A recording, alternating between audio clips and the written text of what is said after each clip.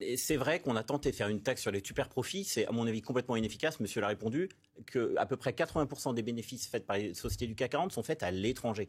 Donc, si vous continuez à taxer les entreprises françaises sur le peu d'argent qu'ils se font en France, eh bien, vous allez ruiner l'économie. Et contrairement à vous, monsieur, c'est vrai que j'ai pas la chance d'avoir votre âge, mais je sais que le système de protection sociale a été bâti à un moment post-guerre où il y avait effectivement beaucoup d'actifs et peu de retraités. Aujourd'hui, on est dans un système quasiment inverse. Donc il va falloir très probablement remettre à plat le financement de la protection sociale, ne serait-ce que pour une raison simple, c'est que si vous n'interrogez pas les modes de financement aujourd'hui, tout le système va tomber.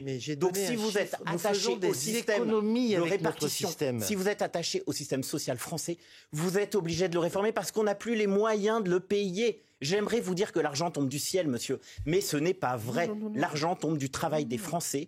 Et aujourd'hui, on a une croissance tellement basse qu'il faut tout faire pour justement rebooster la croissance et que les gens retrouvent un emploi, parce que si les gens retrouvent un emploi, c'est plus de cotisations sociales et moins de prestations sociales. Est-ce qu'une nouvelle réforme de l'assurance chômage sera acceptable? On va afficher simplement à l'écran le fait qu'on en a quand même connu quelques-unes ces dernières années, y compris très récemment. On sort aussi, j'aurais pu la mentionner, on aurait pu l'ajouter là, d'une réforme des retraites qui, en termes de débat sur le climat social français, a été assez lourde. Est-ce qu'on peut se permettre là de se lancer dans une réforme de l'assurance chômage qui est à l'équilibre, l'UNEDIC, rappelons-le?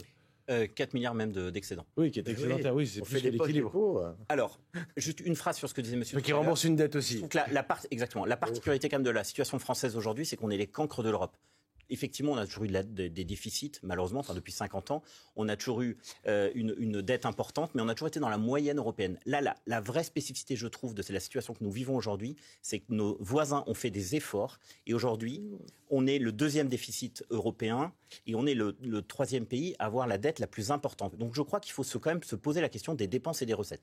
Sur la question de l'assurance chômage, je crois qu'il faut lutter frontalement contre la fraude et contre les abus.